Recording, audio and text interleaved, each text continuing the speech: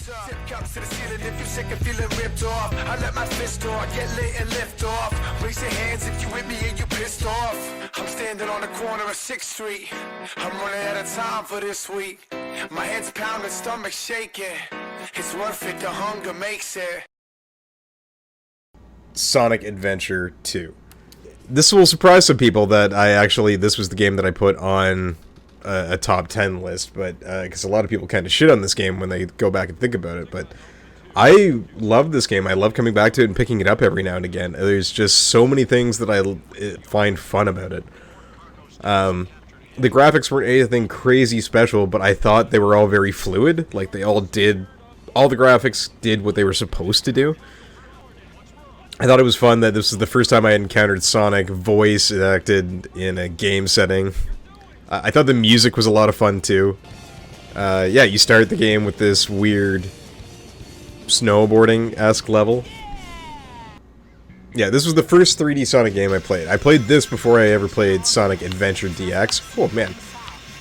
But yeah, I don't know. The controls are really fluid. Yeah, you start off, oddly enough, not running. You start on the snowboard, which is fine. Yeah, you can do the tricks. Get the spare life.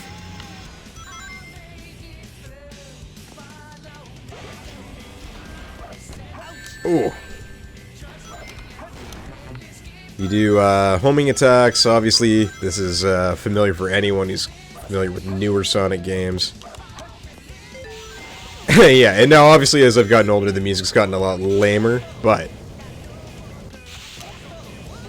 still, I think it's kind of fun. You can see you can just rock those tricks out. This is one of the reasons why I like this game a little bit more than Sonic DX. I think the opening level is a lot more entertaining, personally.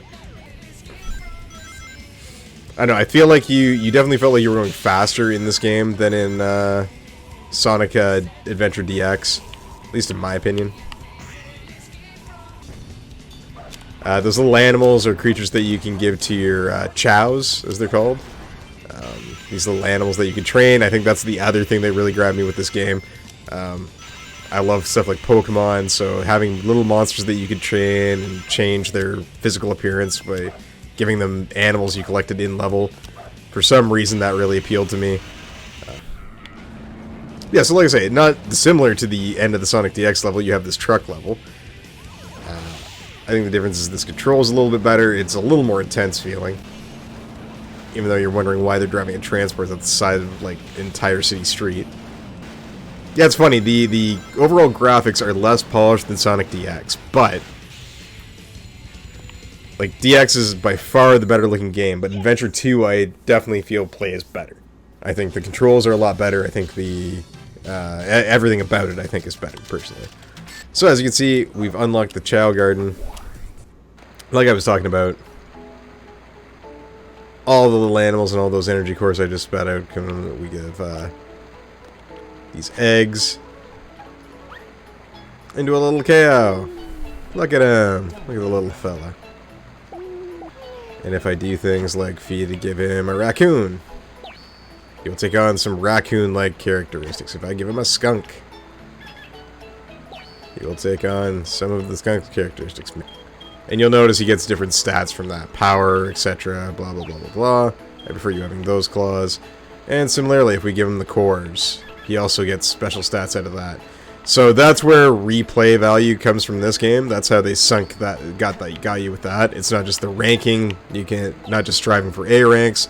You also need cores and different animals to give your chows different abilities and strengths. And you can pet him to make him change color and things like that. And they also drift between hero, neutral, and villain.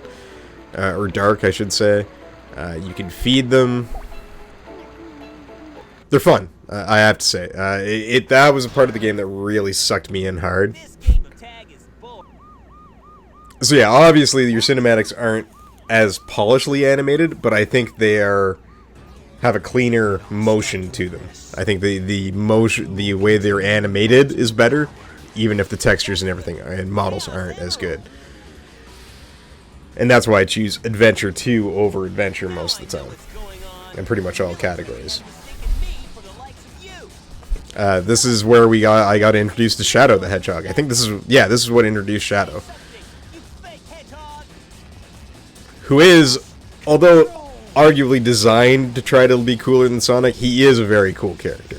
What they did with him in the Shadow GameCube game, PS2 game, kind of shitty, but in this game he was great. He presented this real new challenge to Sonic, because this was an opponent who's not only as fast as Sonic was, he could also teleport. That was pretty cool. Now, this is the element where people get turned off of these Dreamcast era, GameCube era Sonic games, is the other parts where you're doing non-Sonic missions. A lot of people seem to get upset about this.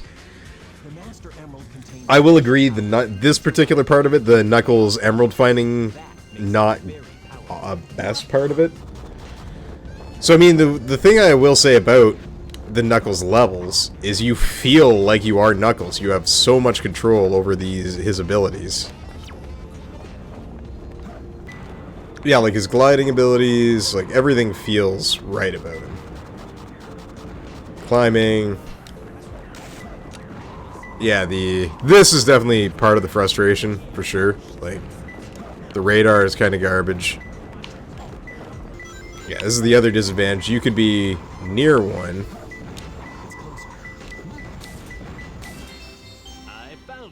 And if it's not the one in the right order, you won't fucking detect it, which is a little frustrating. But, and tying into that, there was the third gameplay mode, which is Tails. Yeah, so fortunately, this only has the 3 game modes. It ditched the other 2 or 3... oh god, I think there was like 6 game modes in Sonic Adventure DX. And yeah, this is a walker kind of shoot 'em up aspect of the game. The boss battles are a little funky with the walker, but I actually generally find the main missions with it not too bad. They're kind of fun, personally. That's just me, maybe, but... Is it particularly awesome? Is it super great? No, not really. But, you know what? Kind of fun. And this one has loops. Look at me go! Yeah, I don't know. This one, especially this level, always made me feel fast. Like, this was, to me, like the epitome of a good Sonic level. And this is where I really started to outline that this was a fun game. Yeah, it really did become fun replaying these, see exactly how fast you could get through it, how smoothly you could do it. And plus there's all the different paths that you can choose, especially once you unlock stuff like the light shoes. I'm coming! And then you got cool, just cinematic stuff like this that would happen. Like, the levels were really well designed. Because it's got some really great 2-player modes that are really a lot of fun. Overall, I picked this game over Sonic DX. I do like Sonic DX too, but Sonic Adventure Battle is one of my favorite games. And again, the Chow element of being able to raise these little monsters and give them these different traits, leading them toward light, dark, or neutral, being able to do these mini games where you raise them and fight them and things like that. It's a lot of fun. It's a great, great game. That's all there is to it. Be sure to check out the Is That All podcast for all of your geek news. You can find us anywhere you can stream and download podcasts, and find us on social media at Is That All Pod. Don't forget to like and subscribe. It helps me grow and lets me know that you guys like the content that I'm putting out there. You can find me everywhere on social media at BBTV. Be sure to check out more videos, especially more console capers. And more GameCube games.